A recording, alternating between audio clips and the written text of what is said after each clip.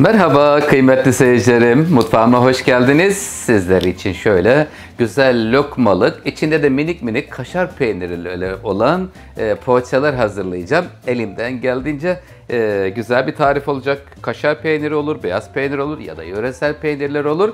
Size inşallah peynir tarifi de inşallah hazırlayacağım. Evde peynir nasıl hazırlanır onu da inşallah tariflerini paylaşacağım. Bugünkü tarifimizde 4 su bardağı una ihtiyacımız var. 1 su bardağı ılık süt oda sıcaklığında. Aman buzdolabından çıkmış olursa bu defa suyu dengelemekte fayda var. Her şeyin ılık olması lazım. 1 bardak süt, 1 çay bardağı su, 1 çay bardağı da ayçiçek yağı. 1 tane yumurta var. Sevgili seyircilerim, burada 2 çorba kaşığı tereyağı. Yaklaşık herhalde 60-70 gram gelir. 2 tatlı kaşığı toz şeker, 1 tatlı kaşığı tuz, 1 paket instant maya veya 1 çorba kaşığı kuru maya olur. Yarım yaş maya kullanacaksanız yarım paket kullanabilirsiniz. Burada 150 gram kaşar peyniri var. İsterseniz daha da azaltabilirsiniz, çoğaltabilirsiniz. Serbestsiniz. Şimdi buradaki su, soğuk su. Hemen ben bu soğuk suyu döküyorum. Kıymetli seyircilerim, hemen buradan sıcak su alıp dengeyi oluşturacağım. Çünkü soğuk sıcak dengesini iyi oluşturmadığımız takdirde bu defa yapmış olduğumuz tariflerden netice almak son derece zor olur. Evet, şimdi Bismillahirrahmanirrahim. Önce kurularla başlıyorum. Sıvılar ortada olacak. Maya, tuz, şeker, un bir karıştırılıyor. Veya B planı yapıyoruz. Burada maya ile mayayı şeker, su üçlüsüyle açıyor, beslemiş oluyoruz. Ondan sonra daha güçlü oluyor. İsterseniz o yöntemde yapayım. Bismillahirrahmanirrahim. Önce hemen şöyle tuz ile bir karıştıralım. Tuz canım, neredesin? Gel bakayım. Sevgiyle geliyor. Geldi. Tuz ile karıştırdım. Ortasını şimdi açacağım. Ortada az önce bahsettiğim konuyu gerçekleştirmek istiyorum. Neydi? O havuzun ortasında şimdi şekeri alıyorum.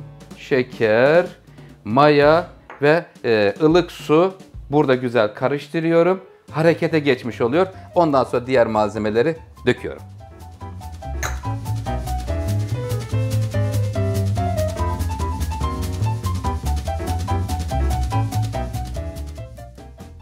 Poğaçamızda sıvılar ortada. Süt, su, sıvı yağ, yumurtanın akı, maya, şeker. Güzelce şöyle ortadan başladık. Kulak memesi yumuşaklığında bir hamur elde edeceğiz. Oda sıcaklığında beklemiş olan 2 çorba kaşığı tereyağını da şimdi hamurun içine alıyorum. Ve sevgiyle hamurumuzu yoğurmaya başlıyoruz. Sevgimizi vereceğiz. Sevdiklerimizi düşüneceğiz. Güzel güzel tatlar ortaya çıksın istiyoruz. Çay saatlerinizde, çocuklarınızın beslenmesinde güzel bir tarif olacak inşallah. Yumuşacık bir hamur elde edeceğiz. Tereyağını oda sıcaklığında olarak veriyorum.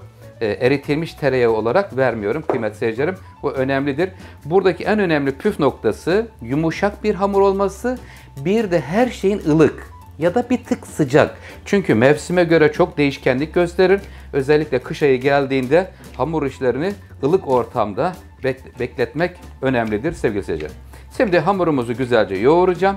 Tam istediğimiz kıvamda olmuş. Bakın yumuşacık bir hamur. Ele yapışmayan ama yumuşak bir hamur çıktı ortaya.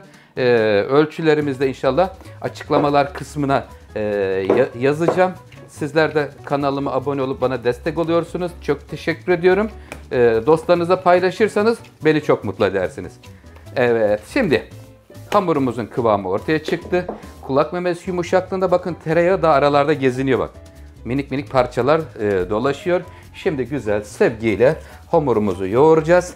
Ondan sonra 2 kez mayalandıracağız. Şimdi burada hatta 3 kez. Önce bir yoğuracağız. Mayalanacak. Yarım saat, 1 saat olabilir. Sonra şekillerini bezelere keseceğiz. Bir 5 dakika, 10 dakika o zaman da mayalanacak. Sonra da peynirini koyup tepsi mayasından sonra sevgiyle fırın yolculuğu olacak.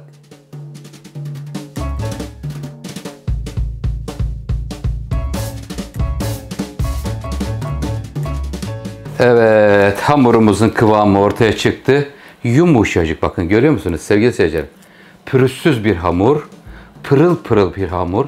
Şu anda görüyoruz. Çok güzel oldu. Sevgiyle hazırlanmış yumuşacık hamurlar poğaçada güzel netice verir. Böyle güzelce taban kuvvetiyle 4-5 dakika yoğuralım. Hazır hale gelir. Ya da mutfak şefiniz varsa direkt mutfak şefinde de yoğurabilirsiniz. Kıymetli seyircilerim. Şimdi hemen karıştırma kabının içine alıyorum tekrar. Burada ilk hazırlığımızı yapmıştık. Buranın üzerine bir streç film kapatıyorum. Ilık ortamda 1 saat 45 dakika duruma göre ne zaman mayalanmışsa o zaman işlem yapmaya devam edebileceğiz demektir. Kaşar peyniri, sonra da üzerinde yumurtası olacak. Canım, sevgiyle mayalanır mısın? Seni bekliyoruz.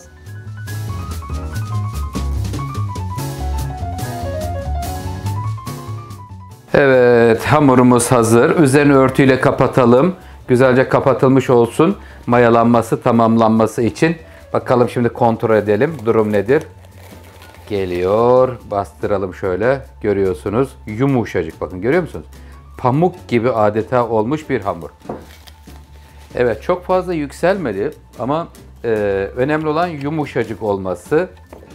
Galiba bizim o ilk sıradaki vermiş olduğumuz o sıcak su biraz performansını etkiledi galiba sevgili seyircilerim, ama mutfakta çareler bitmez. Bismillahirrahmanirrahim. Şimdi hemen şöyle küçük ceviz büyüklüğünde, çok fazla büyük olmasın. Çünkü peynirleri de minik küpler şeklinde kestim. Böyle bezelere böleceğim. Yumuşacık bir hamur. Galiba bugün biraz mutfağımız serin galiba. Serin ortamda mayalanması da uzuyor sevgili seyircilerim. Şimdi böyle ceviz büyüklüğünde bezelere böldükten sonra kıymetli seyircilerim, hemen şimdi bir tanesini hazırlayayım sizler için. Şöyle yuvarlıyoruz ya da avuç içine yuvarlıyoruz.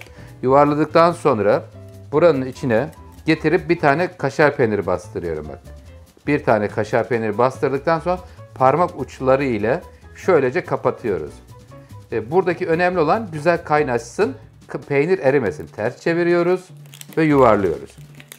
Yuvarladıktan sonra hemen fırın tepsisine yan yana alacağız. Birbirlerine biraz yakın olacaklar. Temas edebilirler, birbirlerine hafiften yapışabilirler. Oradan böyle çektikçe kopup kopup gelecekler. Şimdi burada şöyle yuvarladığımız yer alta gelecek. Sonra bu şekilde hepsini kapatıyorum. Üzerine yumurta sarısı süreceğim. Çörek otu, susam, herhangi bir şey ekmiyorum. Sadece kızarmış üst görüntüsü olacak lokmalık poğaçalarımızda. İçi kaşarlı ya da peynirli. Neli severseniz o şekilde hazırlayabilirsiniz. Gel bakayım canım, sevgiyle fırın tepsisine iniyor.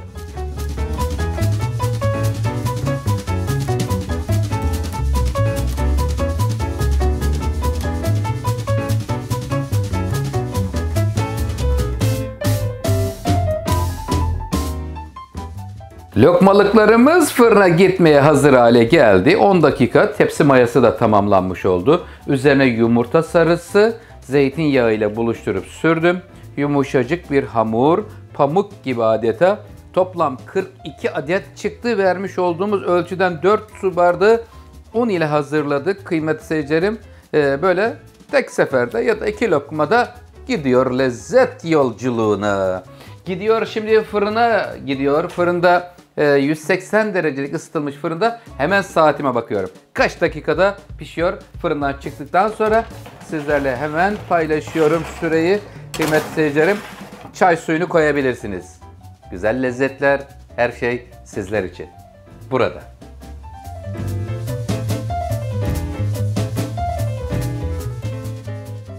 Fırından güzel kokuları geliyor. Saatimize bakıyoruz.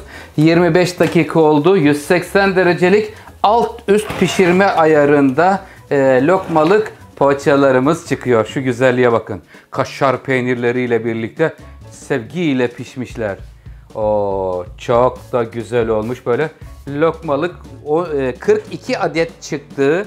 Şuradaki kaşar peynirler bazılarından dışarıya çıkmış ama yerken oralar, o kaşar peynirleri çıtır çıtır eder sevgili seyircilerim. güzel çıtırtısıyla, güzel tatlar sizlerin sofrasında olması temennisiyle. Sizleri çok seviyorum. Elimden geldiğince sizler için en yeni, en güzel tarifleri paylaşmaya çalışıyorum. Sizler de beğeni butonuna basıp dostlarınızla paylaşıyorsunuz.